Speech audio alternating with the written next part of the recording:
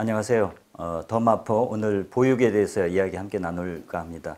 저는 진행을 맡은 성공회대 김찬호입니다. 저와 함께 이 시간 이야기 나눌 유창복 씨 소개합니다. 네, 반갑습니다. 안녕하세요. 이제 새해가 밝았고 설이 다가옵니다. 네. 설하면 여러 가지 기대와 또 설레임 그런 것도 있지만 약간 부담도 있습니다. 그 중에 하나가 세뱃돈입니다. 그렇죠. 네, 세뱃돈, 받을 땐 좋은데. 그렇죠. 이제 언제부턴가 주기 시작했죠. 네. 몇 명쯤 주세요, 아이들? 한 열댓 명 정도는 주는 열댓 것 명 같아요. 정도. 네. 그 액수가 만만치 만만치 않아요. 네. 너무 작게 주면 너무 그렇죠. 작은가 눈치 보이게 되고. 이게 또 서로 비교가 되잖아요. 네, 형제들도 네. 주는 것도 맞아요. 있고요. 네. 예. 근데 어느 경제학자가 낸 통계 보니까요, 우리나라에 세뱃돈 뿌려지는 게 그 철에 거의 1조에 가까이 된답니다. 1조요? 네, 1조 원. 와, 그 정도나 되나요? 예, 그게 저도 의심스러워서 한번 계산해 봤거든요. 평균 한 3만 원 돼요. 예, 많이 예, 10만 그렇죠. 원. 많이 주고 예, 적게 주고 예, 예. 평균하면. 예, 그 아이들 받는 연령대 인구 합치면 그 정도 가까이 나옵니다. 그 다음에 부유층에서 엄청나게 많이 주고요. 대단하네요. 예, 예. 자, 설과 함께 또 아이들이 기다려지는 건 놀이인데, 네. 겨울 그러면 좀 요새는 별로 안 좋죠. 예, 다 집안에 꽁꽁 묶여서 안 나오죠, 애들이 잘. 예, 예.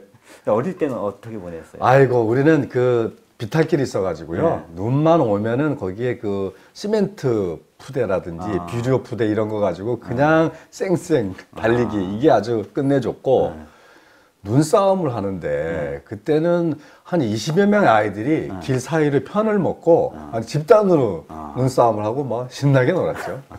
예전엔 지금보다 훨씬 더 추웠고 눈도 많이 내렸던 것 같아요. 그렇죠. 예, 예. 예. 많이 요새 뭐 10도 넘어가면 춥다 그러는데 예. 저희 어릴 때는 보통 영하 15도 정도였던 것 예, 같아요. 막 손 트고 막, 예, 막 코에 길이가 그랬습니다. 자, 이 아이들 얘기하다 보니까 마포의 아이들 얘기하게 되는데요. 네, 네. 궁금합니다. 마포의 아이들이 대체로 얼마나 되는지. 한 8,400명 정도 아이가 어린이집이나 이런 예. 보육시설에 보내진다 그래요. 예. 이게 이제 전체 아동 숫자는 아니고 예. 집에서 돌보는 아이 말고 시설 기관의 아이들을 돌보는 숫자 그 정도 된다 그러네요. 네, 네. 그러면 그 아이들이 이제 보육시설에 가는 건데, 네. 뭐 보육시설이란 말이 정확한가요? 어린이집. 뭐 어린이집 주로. 예, 네. 예. 몇 개 정도 되는 걸로 나옵니까? 한 마포 관내 한 1,400개 정도 있다 그래요. 그러니까 그 교사 숫자와 그 교사가 돌보는 아이 숫자를 좀 비교해 보면 네.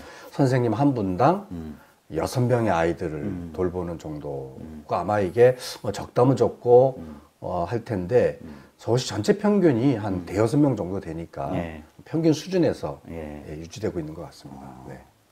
근데 유창복 씨는 이런 아이들에 대해서도 이렇게 많이 아는 것 같은데, 네, 네. 이런 실태를 아는 것뿐만 아니라 네. 진짜 아이들도 많이 알아요? 예, 저는 동네에 아는 애들이 조금 돼요. 뭐 몇 명쯤 돼요? 글쎄요, 숫자 세보진 않지만 서로 이게 인사 주고받는 정도. 길에 지나가면은 뭐 한 거리 한 200m 정도 지나가면은 대여섯 명 애들은 지나치면서 서로 이름을 부르고 뭐 심지어는 500원만 달라고 매달리는 애들도 있고 그럼 몇 살부터 몇 살까지예요? 뭐 아이들. 걸어 다니는 애들은 다 대충 알고요. 그리고 저는 이 동네 한 20여 년 이상 살다 보니까 뱃속에 있던 애들이 어느 날 보니까 뭐 뛰어다니고 학교 다니고 코 밑에 시커매지고 뭐 이런 아이들을 많이 또 보게 돼요. 거의 뭐 한 100여 명 정도는 제가 알 것 같은데요. 대단합니다. 한국에서 여러분 어떠십니까? 동네에 자기 친척, 가족, 뭐 학교 아이들, 선생님으로서 그런 거 빼놓고 얼마나 아이들 알고 계십니까? 거의 없거든요. 근데 유창복 씨는 굉장히 드문 케이스입니다. 네. 자, 오늘 이제 마포에서 아이 키운다는 게 어떤 경험인지 함께 이야기 나누고자 하는데 네. 여기에 대해서 아주 재미있는 경험담 네. 들려주실 분 모셨다고 들었습니다. 네. 어떤 분입니까? 예. 기대하셔도 좋을 분인데 오늘은 특별히 두 분을 두 분은? 예, 초대했습니다.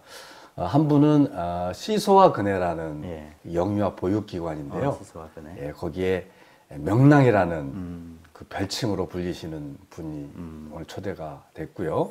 또 한 분은 마이키라고 있어요. 마이카가 아니라? 예, 마이키예요. 마이키. 그 마포에서 아이 키우기라는 그 인터넷 카페인데요. 그 모임 카페를 만드시고 현지까지 그 대표로서 그 모임을 쭉 운영하시는 네.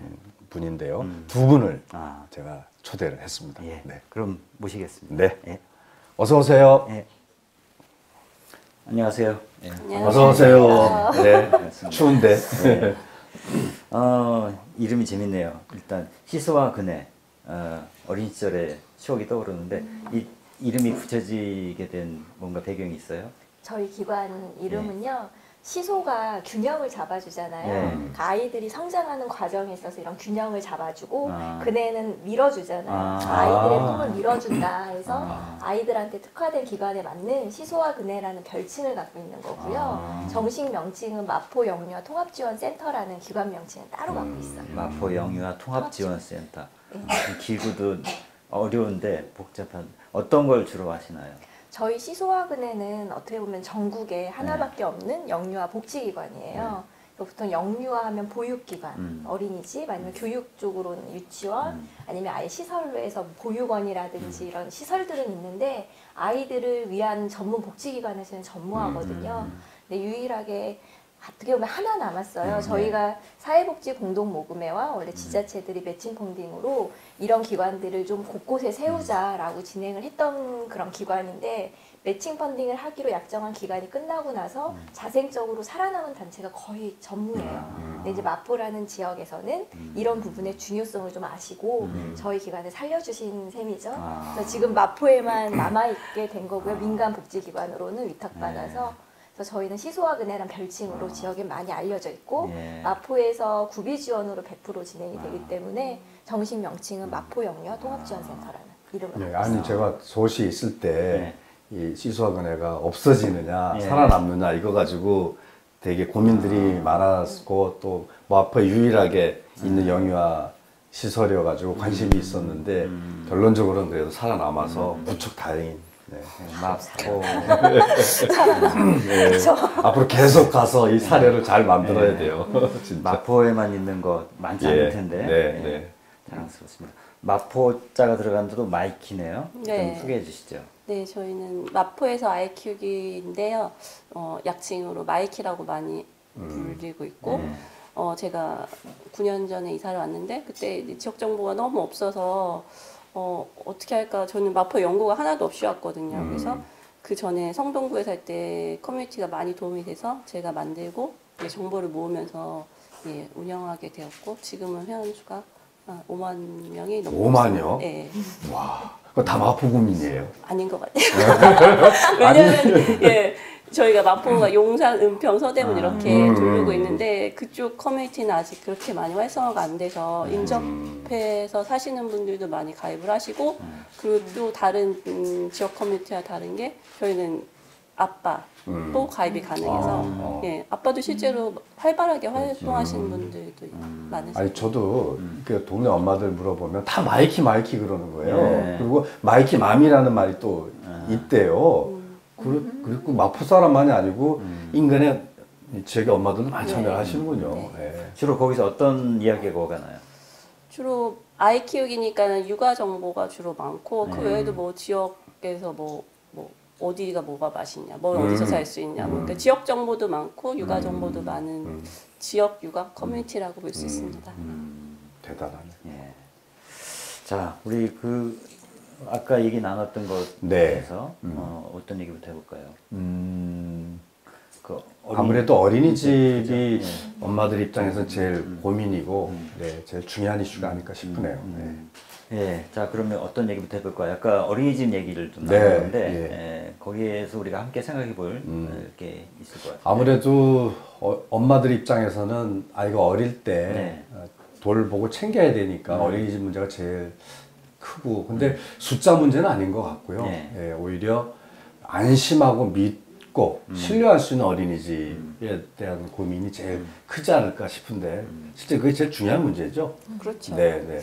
뭐 일반 물건이나 뭐 식당은 뭐 맛있으면 맛있은 거 충족되면 되고 옷은 뭐 예쁘고 값싸면 되고 뭐 한두 가지인데 어린이집은 뭐 위치가 어떤지 먹거리가 어떤지 교산 어떤지 뭐 커리큘럼 진짜 봐야 될 게 너무 많으니까는 솔직히 그걸 다 충족시키는 어렵죠. 그런데 이제 뭐 뭐 양육관이 어떠냐에 따라서 어디에 포커스를 두느냐가 다른데 일단 시각적으로 제일 들어오는 거는 시설적인 면인 것 같아요. 시설이 얼마나 좋은지 또 선생님이 아이들한테 뭐 어떻게 뭐 따뜻하게 대해주는지 어떤 커리큘럼이 어떤지 저는 그걸 제일 중요하게 생각해요. 선생님이 아이들을 정말 예뻐하고 뭐 이렇게 잘 돌봐주시는지. 근데 그거는 진짜 제일 알아보기 힘든 거죠. 네. 객관적인 경험해보지 자료가 않으면. 아니고 예. 그러다 보니까 이제 뭐 주변 엄마들이나 커뮤니티에 몰래 XX 뭐 사랑 어린이집 말면 사X 어린이집 어때요? 이런 식으로 이제 정보를 주고받는 거죠. 예.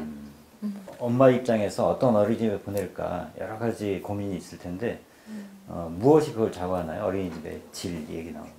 실은 이제 네. 박민경 대표님께서는 그런 것들 아이를 3명이나 키워서 또 이제 해보셨으니까 직접적으로 네. 알고 계실 거고 저는 실제 결혼했지만 아직 아이가 없어요. 네. 그래서 저는 아이를 어린이집에 보내보진 않았지만 네. 시설 저희 센터에서 어머님들 얘기를 들어봤을 때 원하시는 곳들은 지금 지근거리라고 저희는 표현을 해요. 네. 실은 엄마들이 아이들을 데리고 멀리 있는 어린이집을 갈 수는 없는 거거든요. 저희가 제일 즐겨 쓰는 단어 중에 그 지근거리라 함은 네. 처음 들어. 지근거리라 함은 유모차를 끌고 그렇지. 편안하게 갈 수 있는 네. 정도의 거리, 한 10분에서 15분 걸을 수 있는 거리 이렇게 얘기를 하는데 그 지근거리 안에서 네. 실은 찾아야 되는 게 가장 맞는 거고 네. 그 안에서는 몇 개 어린이집이 안 들어오죠. 그럼 손에 꼽죠. 그러니까 이제 거기에 대한 정보는 되게 빠삭하신 거예요. 엄마들 입장에서는. 그러면 이제 많은 교류들 속에서 선택을 하시는데 그 안에서 우선순위가 정해질 때 본인이 원하시는 곳에 다 몰리는 거죠. 그러다 보니까 실은 아까 양의 문제는 아니라고 얘기하셨던 게 원하는 게 좀 명확하고 그다음에 생각보다 보육 시간에 대한 부분들이 많은 얘기가 나와요. 실제 어린이집이 7시 반에 오픈을 하셔서 7시 반까지는 최대 12시간 운영을 하게끔 되어 있는데 네. 교사 입장에서는 굉장히 어려우신 거잖아요. 그렇게 되면 보육교사들도 실은 인건비가 아주 높은 편도 아니시고 네. 또 굉장히 교사로서의 사명감도 있으시지만 전문성도 갖고 있으시지만 온갖 일을 또 하셔야 되잖아요. 아이를 키운다는 거는 청소도 해야 되고 먹을 것도 하나씩 다 봐야 되고 애들 상황마다 다르고 그러니까 이제 어린이집에서도 다 그런 부분들의 수위가 다른 거예요. 그래서 엄마들 입장에서는 본인들한테 딱 맞는 집을 보내고 싶은데 이제 그런 집들이 아무래도 몰림 현상이 있고 그다음에 또 뭐 가정 어린이집은 4살이나 5살까지밖에 안 되니까 그 다음 단계로 옮겼을 때 옮겨지는 과정이 무난한지 이래서 실은 그런 부분에서 많은 부분이 좀 부족하지 않냐라고 얘기들이 나오는 게 아닐까.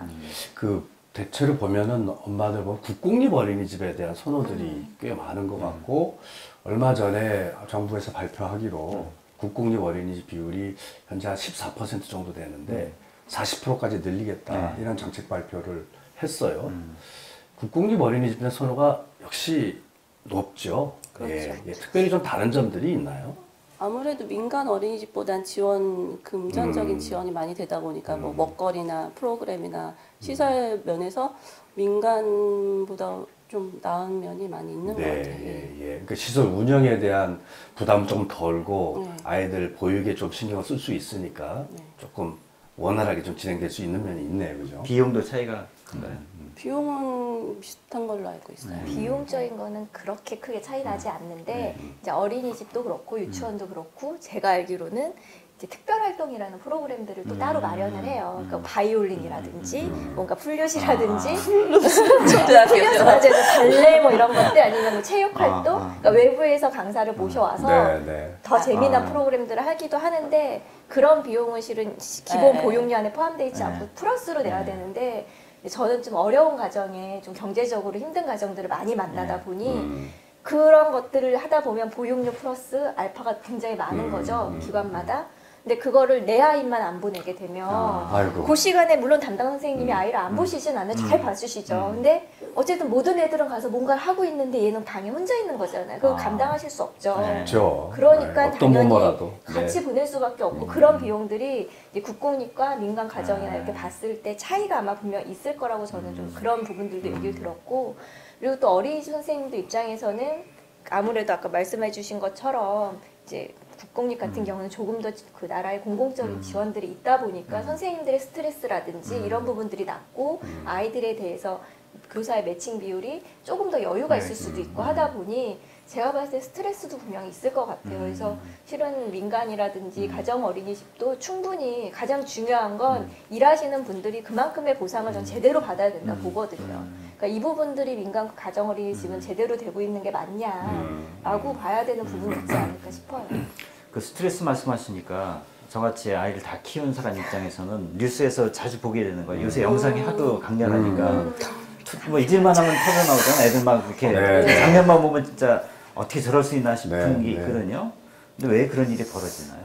저는 유치원에도 근무해봤고 어린이집에도 근무해봤어요. 그러면 약간 이렇게 표현을 하자면은 유치원은 어쨌든 한 2시면 아이들이 가거든요. 근데 어린이집은 온종일 아이들을 봐야 돼요. 그렇죠. 그래서 저는 유치원은 연애, 어린이집은 결혼해야 된다.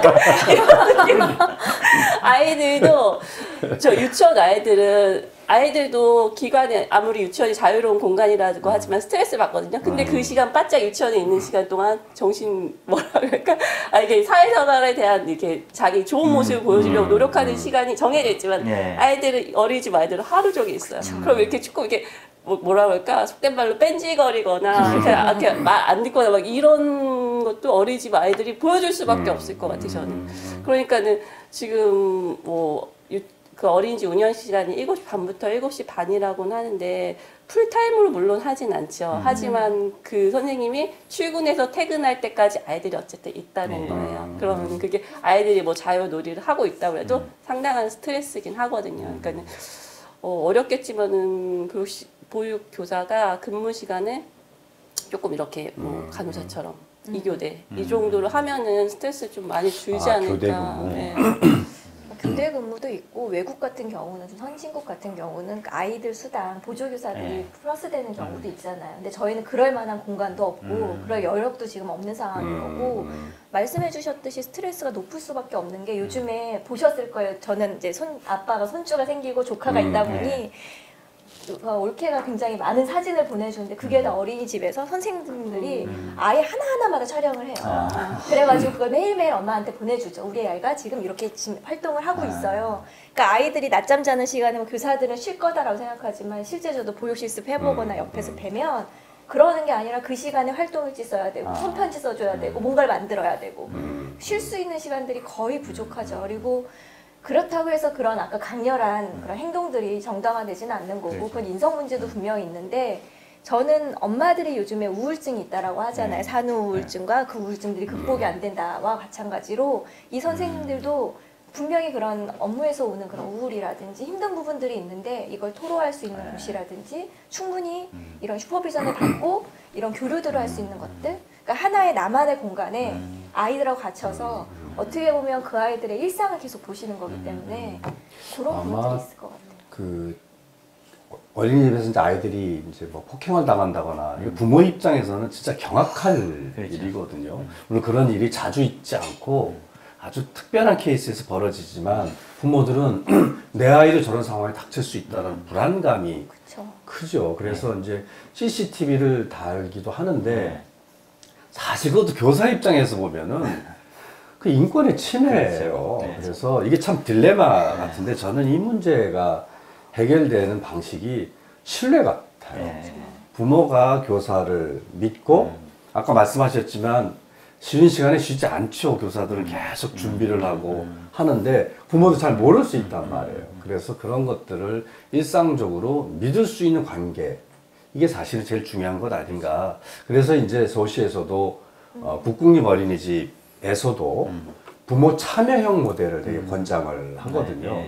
그 공동육아 어린이집이라는 게 이제 오래전에 생겼지만은 약간 문턱이 조금 있고 부모들이 맞벌이하면서 참여하기 조금 어려워서 그걸 조금 일반 주민이 참여할 수 있는 방식으로 부모가 운영에 참여하고 교육과정에 의견을 낼 수 있는 이런 프로그램을 만들고 있어요. 그런 게 되게 부모들의 반응도 좋고 그걸 좀 확장하려고 하는 것 같은데 실제로 그런 면들이 있는 거죠. 그 부분도 조금은 우려스러운 게 실은 학교도 마찬가지 요즘 녹색 어머니 얘기 되게 많이 나오잖아요. 그러니까 그게 의무화돼서 할당이 되니 직장맘들 같은 경우는 휴가 낼 수밖에 없다처럼 어린이집을 보내는 실은 저희는 이제 모든 아이들이 어린이집을 다 가는 건 아니에요. 가정보육을 7세까지 하시는 그러니까 가정들도 있으세요. 그래서 나이가 어릴수록 오히려 어린이집 보육 비율보다 가정 내 보육이라고 하거든요. 가정 보육을 하시는 비율이 40% 50%까지 올라가요. 네. 나이가 어릴수록은. 네. 그러니까 그때까지 엄마들이 육아휴직을 한다던가 맞벌이 부부들은 아니면은 그래서 경력단절 여성 얘기가 나오는 거잖아요. 근데 이게 엄마들의 참여를 어떻게 이끌 것인가. 결국 이거는 그 근무 환경이라든지 사회적인 모든 제반 조건이 같이 가지 않는 이상 그 어린이집만을 놓고 볼 수 있는 상황은 저는 아니라고 봐요. 그래서 실은 영유아 문제, 아동 보육 문제 지금 이 오늘의 주제가 네. 사회 전반에 걸쳐서 저는 인식 개선과 더불어 모든 제도적인 부분들이 맞물려 돌아가지 않으면 저출산 문제 이런 것들이 늘 그렇듯이 네. 좀 크게 봐야 될 부분도 있지 않을까 생각을 네. 합니다. 네. 정말 모든 게 갈수록 서로 긴밀하게 얽힌다는 네. 생각을 하게 되네요. 자연스럽게 이 엄마들의 어떤 삶, 그분들의 어떤 일상, 커뮤니티 이런 얘기들을 하게 될 수밖에 없는데 보통 최근에 또 뉴스가 된 게 노키즈존 이게 있잖아요. 네, 네. 아이들을 너무 안 난다고 걱정해서 여러 가지 정책도 펴고 예산도 쏟아붓는데 다른 한편으로는 사회에서 아이들을 거부하는 이런 사태가 벌어집니다. 엄마들 입장에서는 이게 어떻게 체감되는지. 뭐 혹자들은 이래요. 막 옛날 엄마들은 4-5명 밥 매면서 애들 키웠는데 요즘 엄마들은 한 명 키우면서 왜 이렇게 징징대냐고. 그런데 많이 들어보셨을 거예요. 독박 육아라고 엄마들이 그러니까 아무도 주변에 도움을 심지어 남편의 도움까지도 못 받고 혼자 오롯이 키우는 걸 독박 육아라고 하는데 저는 이 독박 육아라는 말을 굉장히 싫어해요. 뭐 사람에 따라서 다르겠지만은 육아가 네, 힘들고 어려운 일인 건 맞는데 이거 평생 한번 체험해 볼 수 있는 시기가 있고 네. 저는 축복이라고 생각하거든요. 네. 근데 이걸 왜 벌칙이나 형벌처럼 여겨지는 단어에 독박이라는 걸 붙이나 왜 엄마들이 그렇게까지 어렵게 느껴지느냐. 옛날에는 솔직히 그 뭐 여자가 집에서 이제 결혼하고 애 키우고 뭐 이런 것들을 대가족에서 자연스럽게 보고 또 내가 잠깐 뭐 해도 뭐 할머니나 할아버지 고모 누구든지 이렇게 그냥 봐주고 뭐 이렇게 하나 잡아주는 것도 누구든지 해줄 수 있었는데 그렇죠. 뭐 이제는 혼자 키우니까는 내가 화장실 한번 가려도 밥을 한번 저는 진짜 화장실 애 안고 화장실 하는 구직이 쓰고 밥 먹을 때도 애를 깐난하게 너무 안 따라서 이렇게 안고 수건으로 덮어놓고 이렇게 밥 먹었던 적 그러니까 그런 사소한 일들이 너무 다 이제 힘들어지는 근데 지금 현대 여성들은 얼마나 재밌고 자유로운 데서 생활을 하다가 아이를 낳고 키우는 동시에 이제 집이라는 감옥에 아이가 갇혀버리는 거 맞죠. 그러니까 그 갭 차이가 너무나 커서 힘들 수밖에 없고 또 정부의 홍수도 너무 심해서 몇 개 할 때 뭐 해야 돼, 뭐 해야 돼, 잘 때는 뭐 수면교육 해가지고 뭐 해야 돼, 너무 많고. 그러니까 이걸 다 해줘야 되고 다 따라가야 되고 그걸 다 혼자서 감내하고 키워야 되니까 엄마들이 너무 힘든 거예요. 그리고 뭐 저 같은 경우는 아이를 원래 좋아했고 뭐 유아교육과 나왔고 어린이집에서 근무해서 늘 아이들을 봐왔고 그렇게 익숙한 상황인데서도 첫 아이 키울 때는 너무 정말 너무 힘들었어요. 그래서 막 100일도 안 된 애를 맨날 그러고 다니고 그때는 마침 친정에 가까웠고 저는 또 마침 비슷한 시기에 낳은 친구가 있어서 시간이 너무 안 가서 맨날 그 집에 치고 나고 이 집 갔다 저 집 갔다 이랬는데 저처럼 저가 아니고 친정도 멀고 친구도 없고 그러면 진짜 그 엄마는 너무 힘들 것 같다는 생각이 들더라고. 지금 대부분은 핵가족 중심이니까 그렇죠. 예전에는 대가족 제도에서 큰 동생한테도 뭐 시어머니가 최고의 육아 전문가고 도움을 받았지만 다 온전히 다 자기 감당해야 되고 관계가 다 단절되잖아요. 그런 면에서 우울증도 오는 경우가 많다는 얘기도 들었어요. 올 수밖에 없을 것 같아요. 네, 네. 환경이 너무 많이 변했고 그걸 또 너무 커다란 과제가 딱 정해지고 그게 또 아이 그러니까 그 물론 모성은 다 거의 다 있겠지만은 내가 이렇게 못하는 내 자신 막 자괴감 막 인간적으로 막 그런 것까지 올려오니까는 우울증 올 수밖에 없을 것 같아요. 근데 시수와 근혜에서 아이들의 어떤 복지만이 아니라 그 아이를 키우는 엄마들을 지원하는 일도 많이 하시잖아요. 저희는 실은 엄마라고 얘기를 안 하려고 해요. 아, 네. 왜냐하면 양육은 같이 하는 거거든요. 그렇죠. 물론 한부모여 거여갖고 아빠나 엄마나 아니면 뭐 조선 가정에서 할머니가 오롯이 아이를 양육해야 되면 모르겠지만 다 저희는 양육자란 표현을 써요. 근데 제가 제일 싫어하는 것 중에 하나가 육아 뭐 도와준다, 가사일 도와준다라고 지금 저희 신랑도 애가 없어도 돕는다라고 할 때 왜 돕는 거야? 그거 네 일이야. 왜 너 혼자 해? 나만 해? 라고 얘기를 하는 게 그러니까 독박 육아라고 표현을 하는 거에 많은 부분에 돕는다라는 인식들 그렇죠. 그건 돕는 게 아니라 당연히 해야 되는 부분들 그래서 이제 저희 양육자라는 네. 표현을 좀 많이 쓰고 당연히 영유아 시기에는 특별히 중요한 게 이 아이들은 울음으로써밖에 아기가 어릴수록 해결할 수 방법이 없잖아요. 대화가 안 되니. 그러니까 양육자 환경이 생태 체계적인 접근이라고 저희 표현을 할 때 가장 중요한 건 결국 양육 환경이거든요. 네. 그때 양육자의 우울도라든지 스트레스는 아이한테 미치는 영향이 매우 크죠. 네. 그러니까 집중을 할 수밖에 없고 그런 상황에서 저희가 봤을 때 아까 가족 얘기 잘 해주셨거든요. 가족의 해체도 분명히 있지만 거기에 플러스 저는 공동체 해체도 있다라고 네. 봐요. 그러니까 멀리 뭐 조선시대까지 안 가더라도 우리 1988 그거에 환호했던 가장 큰 게 골목 문화가 있고 내가 애를 안 키워도 진주 같은 경우 케이스가 네. 우리 그렇죠. 지금으로 치면 한부모 가정이에요. 그렇죠. 네, 한부모 가정에 어린 아이가 있는데 그 엄마 셋이 맨날 놀러 다니고 뭘 하잖아요. 그게 가능한 건 진주는 마을이 키우는 거예요. 아까 공동육아 얘기라든지 네. 많은 부분을 해주셨는데 네. 그러니까 그런 문화가 있었고 내 아이가 골목 밖을 나가도 누군가 지켜보는 눈이 있기 때문에 안전이 된 거죠. 그게 꼭 내 큰엄마, 우리 시어머니가 아니더라도 네. 친정엄마가 아니더라도 근데 지금은 실은 골목이라는 곳은 어른들이 저도 많은 주차 문제 때문에 얘기가 하지만 골목 문화 자체가 아이들의 골목이 아니고 성인들을 위한 자동차 공간이에요. 주차 문제가 제일 맞아요. 심각하고 네, 네. 그러니 아이들은 실은 밖에 나가서 놀 수 있는 공간 자체가 없으니 갇혀 있는 상황이고 그리고 워낙 흉흉한 세상이고 관계들이 단절됐다는 건 가족 관계만이 아니라 모든 관계들이 단절된 상황이다 보니 그래서 노키즈 존 얘기까지 네. 나오는 거죠. 배려가 없는 세상. 그렇죠. 그러니까 아이라고 해도 배려 대상이 아닌 거예요, 이제는. 그러니까 그런 각박함이나 이런 많은 부분들이 사회 문제들이 쌓여서 실은 그것들이 실은 엄마라는 결국 양육자한테 가서 그렇죠. 당연히 네가 혼자 봐야 돼. 나는 아빠는 주로 대부분 일을 하니까 내가 일을 할 거고. 그러니 돕는다는 표현이 생기고 가족들도 도와주는 경우. 그런 부분에서 많이 힘들지 않을까. 그래서 어떤 지원 이런 게 있나요? 그러니까 저희 같은 경우는 아까 막 친정도 좀 가까우시고 그리고 친구들 지금 맨날 가신다고 했잖아요. 그 친구라는 나랑 같은 이런 어떤 코드를 갖고 있는 건 되게 중요한데 그 친구들을 새롭게 사귈 시간이 별로 없으신 거예요. 네. 그러니까 산후조리원 동기들은 산후조리원 좀 멀리 있고 네. 대부분은 뭐 그 지역에서만 있지 않다 보니까 그쪽에서 만나려면 지금 거리를 넘어서서 만나야 그렇죠. 되기 쉽지 않아요. 네. 그 자동차가 있는 자차가 있으신 분이라면 또 가능할지 모르고 뭐 키즈 카페를 갈 수 있는 여유가 있다면 모르겠지만 그래서 실은 아까 말씀드렸던 지근거리 안에서 그 안에서 동네에서 비슷한 연령의 엄마들이 좀 모임을 할 수 있도록 지원을 해요. 그러니까 저희는 부모 교육도 필요하다고 생각을 하는 게 특히 친정엄마가 없다거나 네. 아니면 너무 멀다거나 육아를 어떻게 혼자 할 수가 없다거나 할 땐 교육도 필요하잖아요. 그러니까 하나는 부모를 위한 교육, 아이를 잘 키우기 위한 또 하나는 부모가 스트레스 덜 받기 위한 교육이 필요하기 때문에 부모 교육을 하되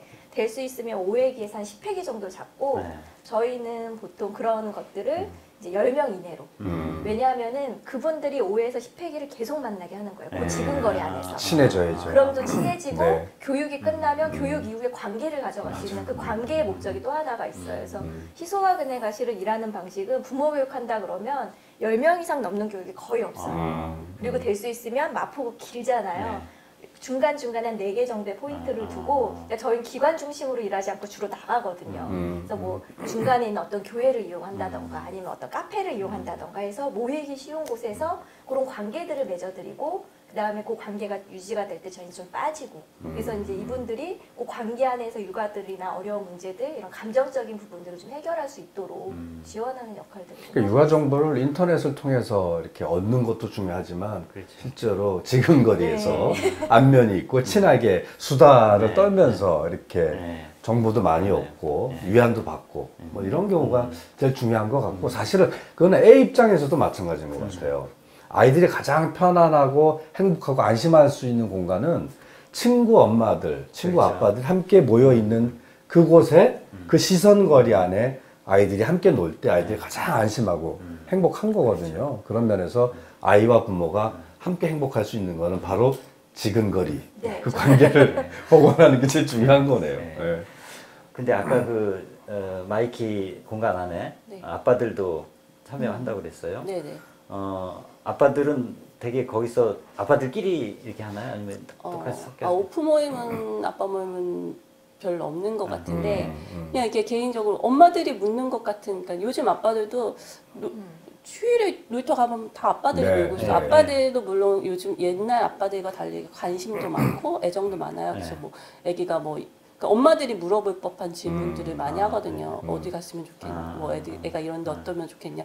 그리고 관심 많고 또 근데 이제 대부분 엄마와 달리 이제 직장을 다 가지고 계시니까 모이는 건 쉽지 않은데 아마 계기가 있으면은 모이는 것도 좋아할 것 같아요. 아니 제가 서울시 통계를 봤는데요. 아까 이제 독박 육아라고 했던 네. 그런 비율이 한 27% 정도가 된다 그러고요. 그밖에 안 되나요? 네, 그리고 이제 보통 이제 도와준다라고 표현했던 거 주로 엄마가 보육을 책임지고 아빠한테 해라 그러면 뭐 마지 못해서라든지 이렇게 도운다라는 마음으로 하는 경우가 한 60% 된다 그래요. 그래서 엄마가 책임지는 게 거의 87%고요.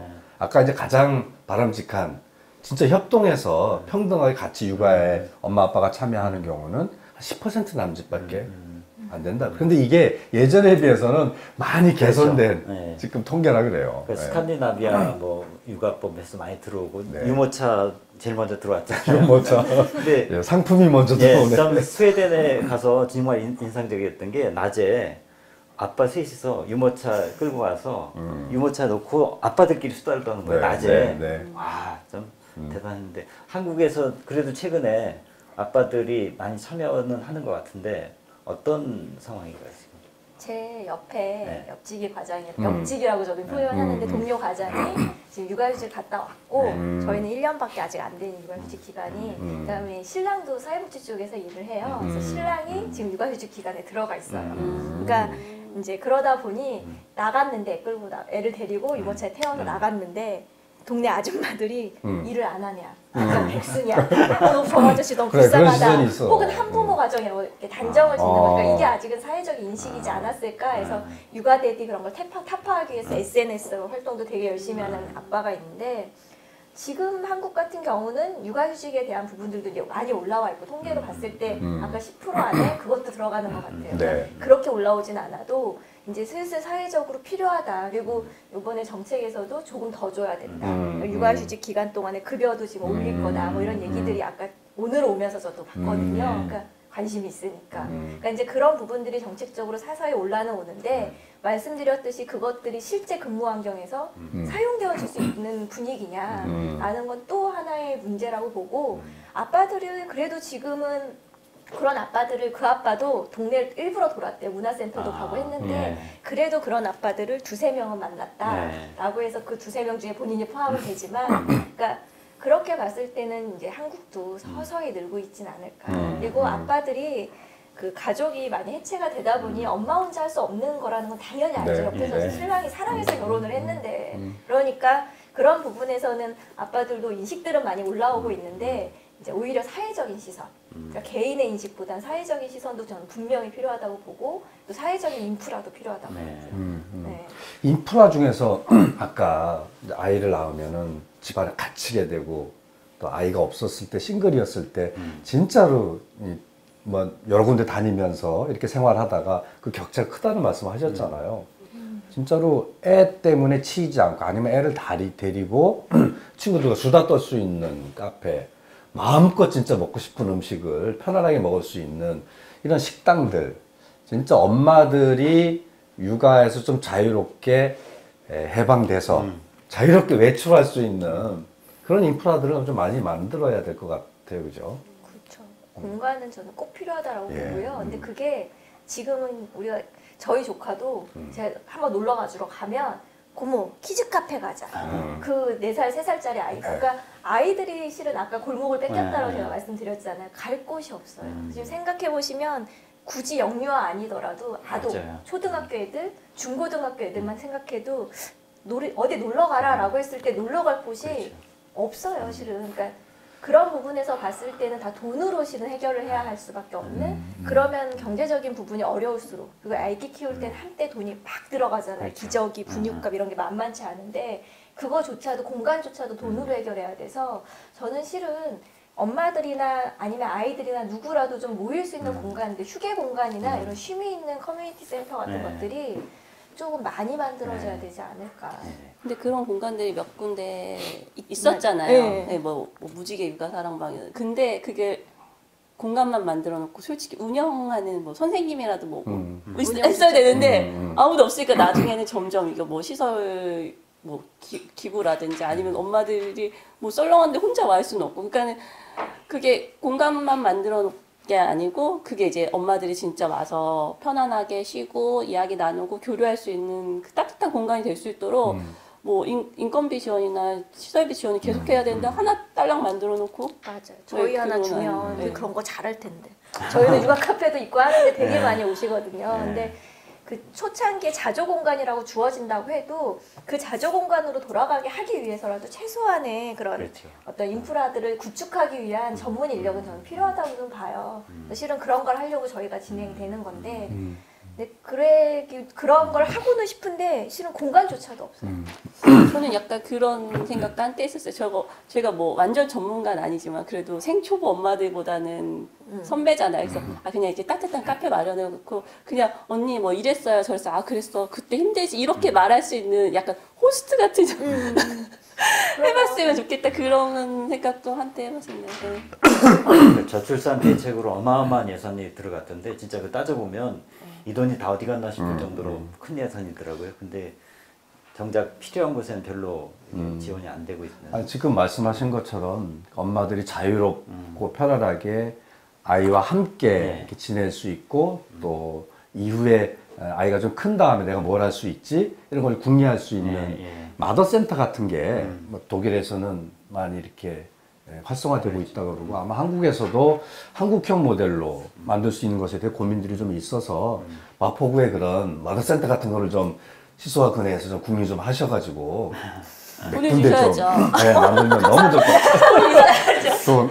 원래 시소아그네가 그렇게 진행을 하려고 해서 Success by 7 저희는 7살 유치학이잖아요. 그래서 이제 저희 메일도 SB7이거든요. 근데 그렇게 시소아그네 여러 군데 만들려고 했던 게 실은 그 모델을 따라서 이제 한국형으로 하려고 했던 거예요. 근데 그만큼 예산들을 매칭 펀딩이 끝난 이후 다시 걷어가면서 없어질 수밖에 없었던 많은 부분이 육아 이런 것들은 가정 내에서 아까도 양육자도 아닌 엄마가 당연히 해결해야지. 그러면 굳이 나라가 지금 나라는 그거보단 예산 쓸 때가 더 많아.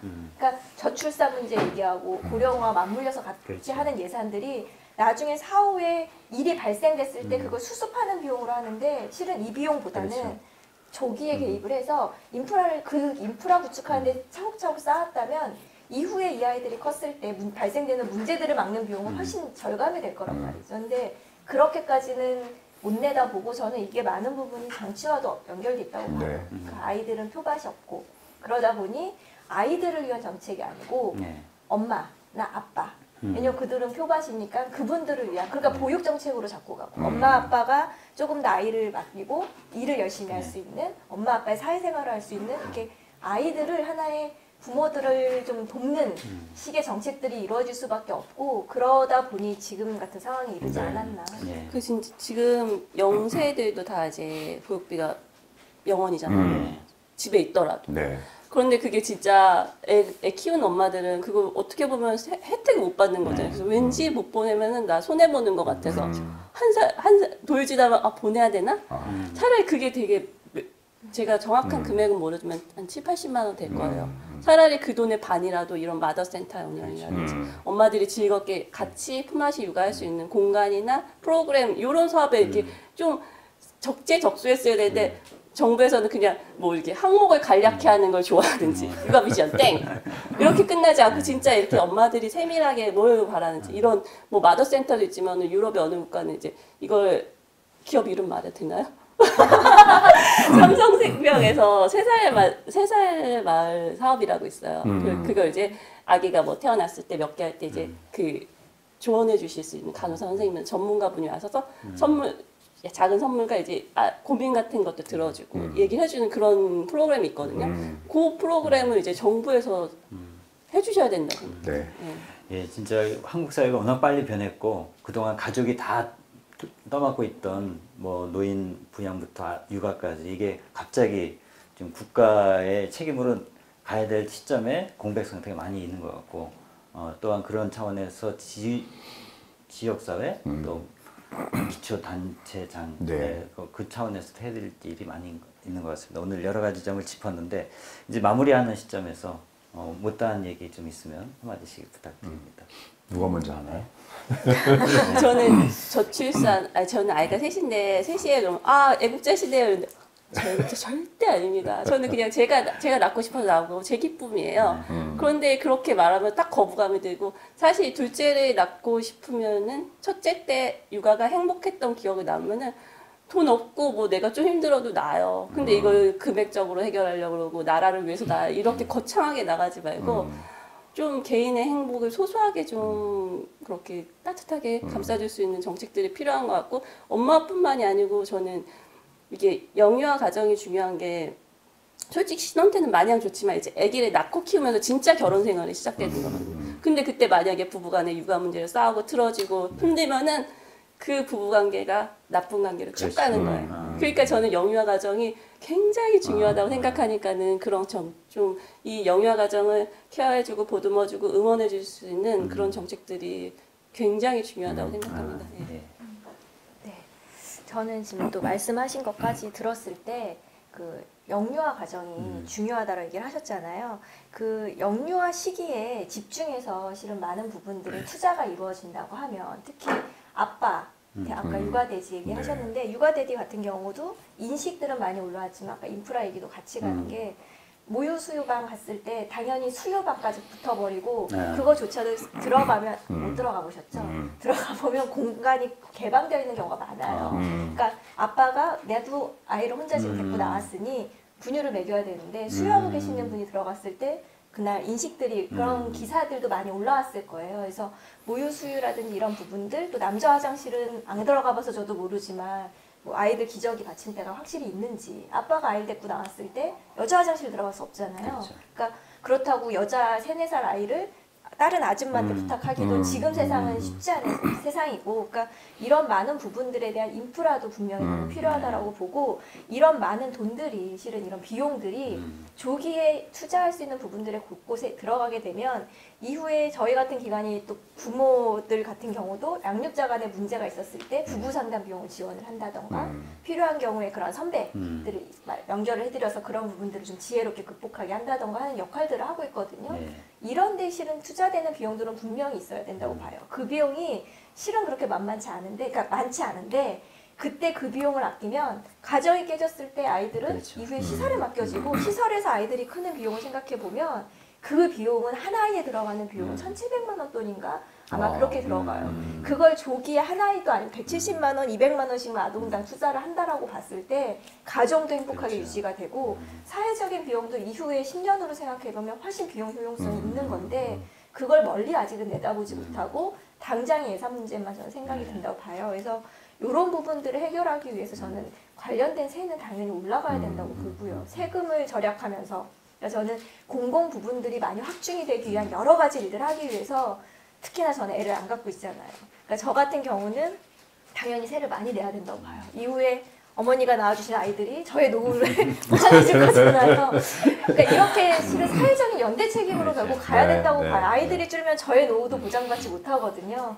그래서 이런 여러 부분에서 세금은 실은 마침 촬영도 하고 있고 하니 저는 올라야 된다라고 당연히 보고 그것들이 필요한 곳에 특히 미래의 꿈이라고 생각되는 아이들과 그리고 아이들에만 집중된 서비스 말고 양육자, 가정을 포함돼 좀 체계적인 접근으로 시스템적인 접근으로 들어가서 인프라뿐만이 아니라 서비스라든지 그리고 사회적 인식 개선이라든지 이런 많은 부분들이 좀 맞물려서 진행이 됐으면 좋겠다라고 생각을 합니다. 두 분 말씀 중에 제가 딱 인상 깊었던 것이 계속 지근거리는 말이 좀 남아요. 예. 아이 보육의 문제는 사실은 엄마와 함께 또 양육자와 아이가 함께 행복해야만 같이 그 행복이 달성될 수 있다는 점이 중요하다는 생각이 들고 그리고 저는 엄마를 지지하는 어떤 공간이 매우 중요하구나. 또 아빠도 마찬가지죠. 어쨌든 엄마를 중심으로 하는 양육자를 지지하는 마더센터 같은 것이 인프라가 많이 만들어져야 되겠다는 생각도 좀 들고 그 다음에 엄마가 아이로부터 약간 독립해서 예. 자기의 생활을 좀 누릴 수 있는 엄마의 외출을 응원하는 그런 지역사회 분위기를 만드는 거 이거 역시 좀 중요하지 않나. 그런 공부를 오늘 좀 제대로 좀 한 것 같습니다. 네. 생각해보면 지금 4차 산업혁명, 네. 인공지능 엄청난 얘기들이 쏟아집니다. 그런데 거기에서 육아에 도움이 된다는 얘기는 거의 듣지 못하고 있습니다. 당연한 것 같아요. 노인들 돌보거나 아이를 보살피는 것은 사람이 마음을 가지고 하는 사랑의 노동이거든요. 근데 그 사랑의 노동은 자기 혼자서만 되는 게 아니라 어디선가 생명의 기운을 받아야 되고 이런 순환 속에서 가능한 건데 그 고리들이 지금 많이 끊긴 것 같습니다. 오늘 확인한 것은 이것이 모두의 일이고 자기가 아이를 키운다는 그런 마음으로 세상을 다시 보는 그런 전환이 시작돼야 될 것 같습니다. 우리 어린 시절 내가 어떻게 컸는가를 다시 한번 생각해 보면서 우리 아이들이 어떻게 지금 자라고 있는가, 우리가 어떤 세상을 원하는지 즐겁게 좀 상상할 수 있는 시간이 됐으면 좋겠습니다. 오늘 마포에서 아이 키우는 이야기 함께 재밌게 나눴습니다. 함께 해주신 여러분 감사드리고요. 네, 예. 고맙습니다. 예. 네, 다음 시간에 또 뵙겠습니다.